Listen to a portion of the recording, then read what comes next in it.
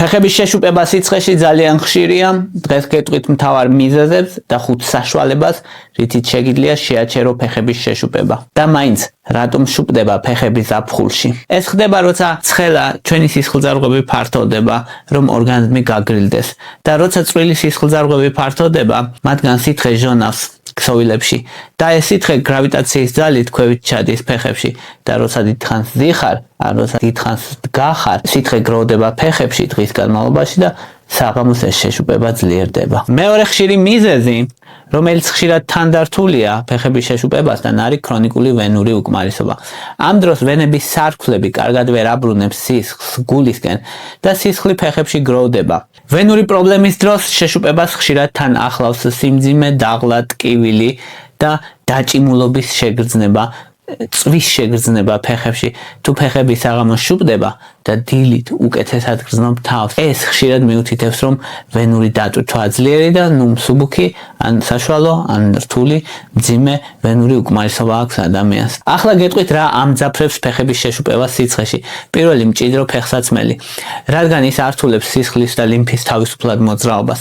მეორე, ჭარბი მარილის მიღება, რადგან მარილი აკავებს წყალს და ფეხების შეშუპებას აძლიერებს. ზაფხულში მარილიანი საკვები, სწრაფი კვება, ჩიფსები, ძეხვეული, კონსერვები შეშუპებას აძლიერებს.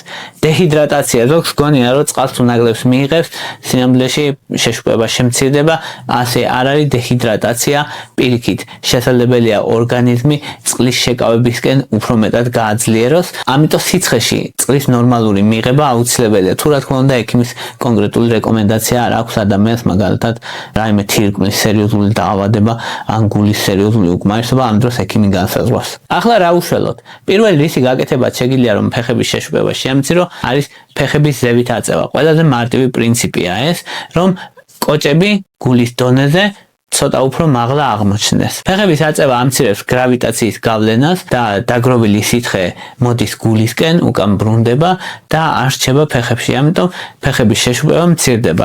მარტივი პრინციპი ესეთია, რომ ან დაწვე, ან ნახევრად უნდა წამოწვე, ნახევრად შეიძლება წამომჯდარი იყო და ფეხები ბალიშზე დადო. ისე რომ ფეხები ოდნავ ზევით იყოს გულის დონეზე. ეგ არის ყველაზე მნიშვნელოვანი. საუკეთესოა 15-30 წუთის განმავლობაში დღეში 2 ჯერ ან 3 ჯერ, განსაკუთრებით საღამოს, როცა ფეხების შეშუპება ყველაზე ძლიერია. მეორე საშუალება არის ხშირი მოძრაობა.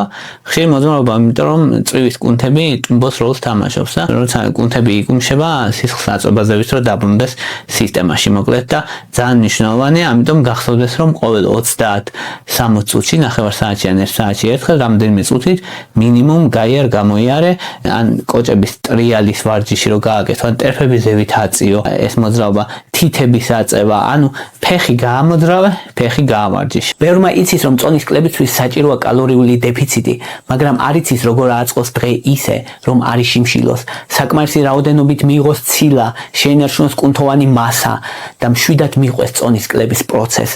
სწორედ ამისთვის შევქმნით 15-დღიანი კვების გეგმა, მარტივი, გასაგები და ყოველდღიურ ცხოვრებაზე მორგებული. ეს არის სტრუქტურა, რომელიც გეხმარება უფრო მარტივად დააწყო დღე და ყოველ ჯერზე თავიდან არ იფიქრო, რა უნდა ვჭამო. კვების გეგმა მინდოდა ყოფილიყო მაქსიმალურად ხელმისაწვდომი, ამიტომ მისი ღირებულებაა 29 ლარი. თუ გინდა მიიღო კვების გეგმა, მოგწერე WhatsApp-ზე, მითითებულ ნომერზე, ან გადადი ბმულზე და მოგწერე Facebook-ის მესენჯერში. მესამე და ძალიან მნიშვნელოვანი საშუალება არის კომპრესიული წინდები.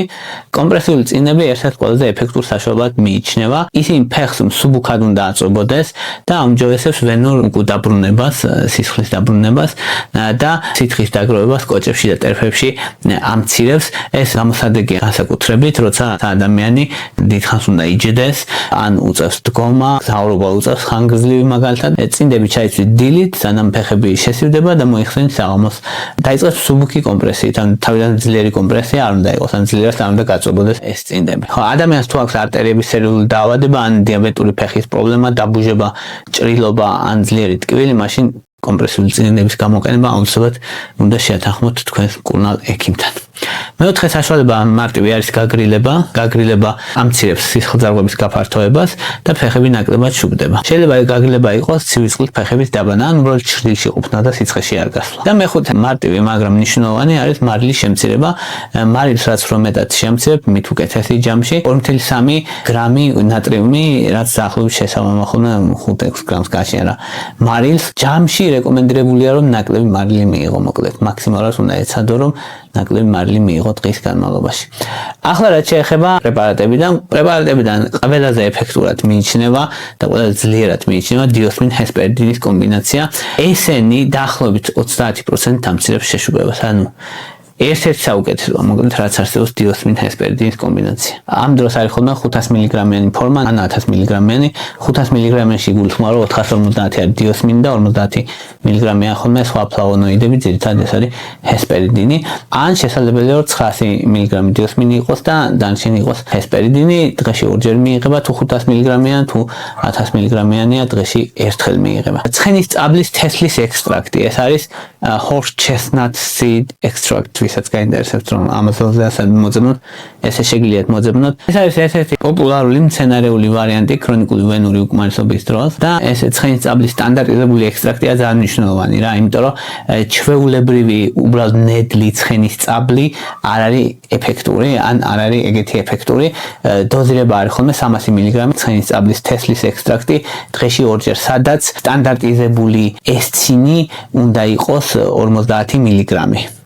და ჯამური დოზა უნდა იყოს ესცინის 100 მგ დღის განმავლობაში, რა ძალიან მნიშვნელოვანი. მესამე მნიშვნელოვანი დანამატი არის რუტოზიდები, ან ოქსერუტინები, ანუ რუტინები მოკლედ რო შეგხვდებათ, აი ეგ არის საშუალო ეფექტურობის არის, დიოსმინ ჰესპერიდინით ეფექტურად არ მიიჩნევა ზოგადად და განსაკუთრებით ეფექტურია, როცა ვენური უკმარისობა გამოხატული. ხო, ეს ყველას მოქმედების მექანიზმი დაახლოებით გავს ერთმანეთს. ერთი არის რომ კაპილარების გამავლობას ამცირებენ, მიკროსისხლძარღვების კედლებს ამყარებენ და სითხის გასვლას უშლიან ხელს და ანთებას ამცირებენ. ეს არის როგორც წესი მათი ძირითადი მექანიზმი თითქმის ყველასი. და მეოთხე არის ურზნის წიფწის ექსტრაქტი.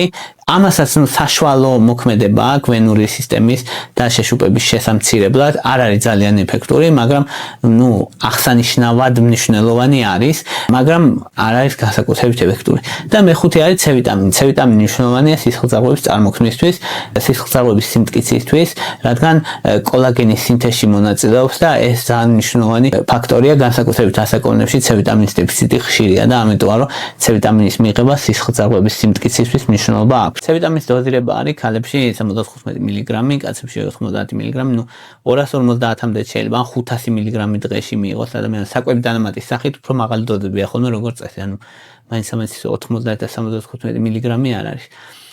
აი ამ ყველაფრით შესაძლებელია კომპლექსურად შემცირდეს მნიშვნელოვნად ფეხების შეშუპება ზაფხულში და საკმაოდ მაღალი ეფექტურობა აქვს. ეს იყო რის თქმაც მინდოდა, მადლობა რომ მისმენთ, მადლობა რომ გაინტერესებთ, თუ მოგწონთ ჩემი ვიდეოები დალაიქეთ, თუ მოგწონთ ჩემი არხი გამოწერეთ, მადლობა ინტერესისთვის.